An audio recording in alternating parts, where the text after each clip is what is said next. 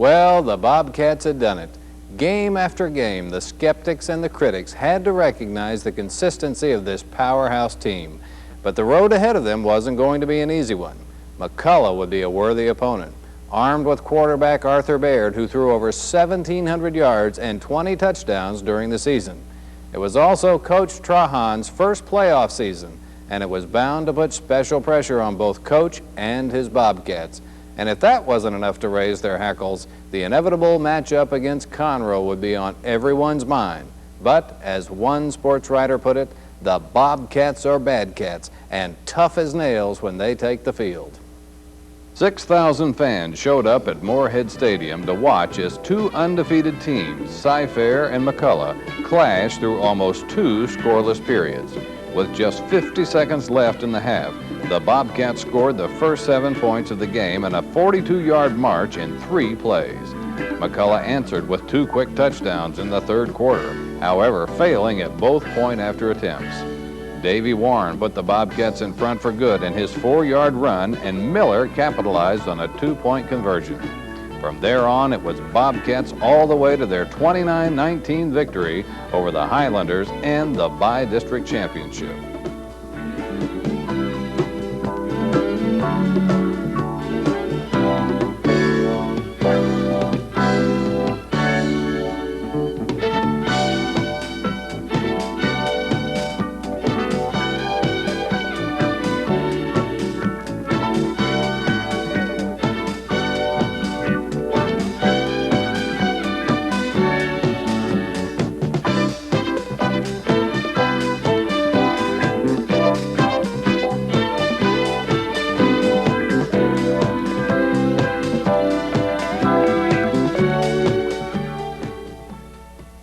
Stadium at Waco was the setting for the second playoff showdown, this time up against the Longview Lobos. The Bobcats shattered the Lobo defense to sack the Longview quarterback an incredible 6 times. Quarterback Jeff Miller, back from injured reserve, slipped through the Longview defenses for a 30-yard touchdown run to boost the Bobcats to a 14-7 second-round playoff victory. And then they faced Louisville.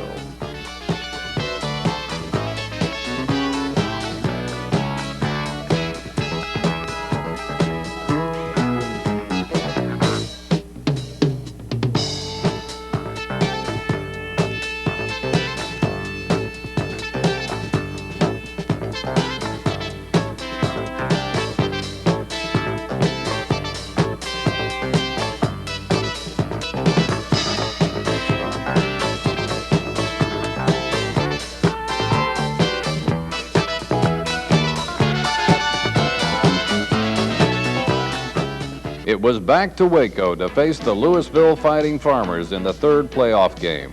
The defensive line, led by Salikas, Mahaney, Puentes, Maishan, George Wharton, and Herman, only allowed the not-so-fighting Farmers across the 50-yard line 3 times.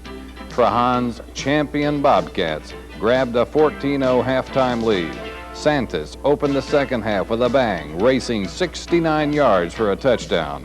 And the 11 unsung heroes, the special teams, performed brilliantly by nailing the Farmers deep in their own territory on every kickoff. Names like Murphy, Irwin, Tovar, Sabrasula, and company.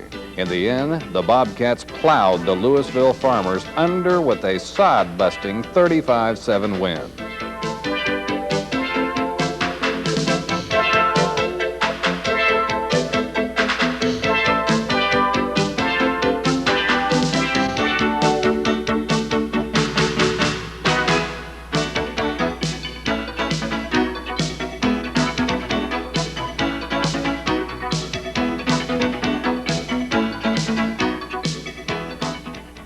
Long before any of the Bobcats were born, in fact 20 long years earlier, Cy-Fair had beaten Conroe, and not one time since.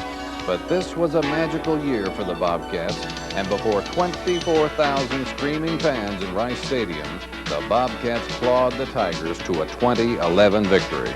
Gerald Dashbach did all the Bobcat scoring in the first half, going into the half with a 6-0 lead. David Field was the man who put the finishing touches on Cy-Fair's 2 scoring drives in the second half, And at the gun, the Bobcats put an end to the Conroe jinx.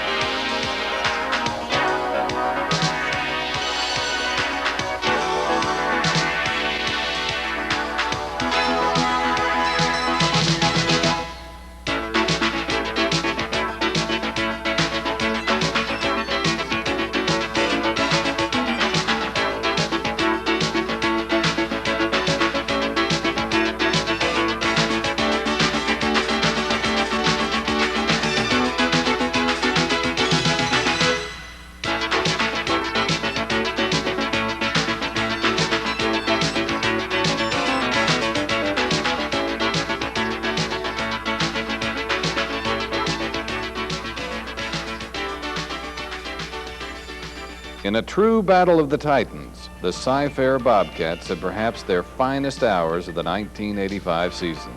Having overcome incredible odds, the Bobcats had fought their way to the state semifinal playoff game, a first in the history of Cy-Fair High School. Facing the time-tested Odessa Permian Mojos in Texas Stadium, the Bobcats held Odessa to a bone-crushing tie ball game until the very end. And in a heartbreaking twist of fate, the Bobcats lost by a whisker.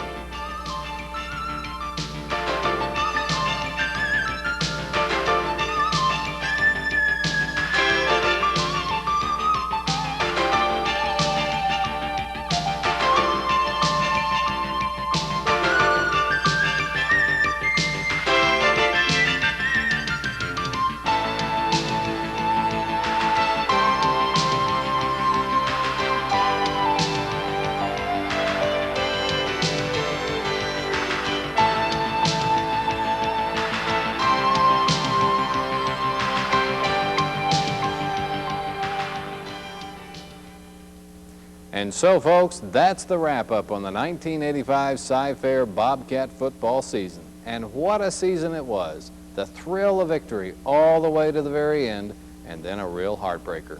But I think I speak for everyone when I say the men on the team, the coaches, the staff, these guys played one whale of a season and made everyone in this room very, very proud to be Cy-Fair Bobcats.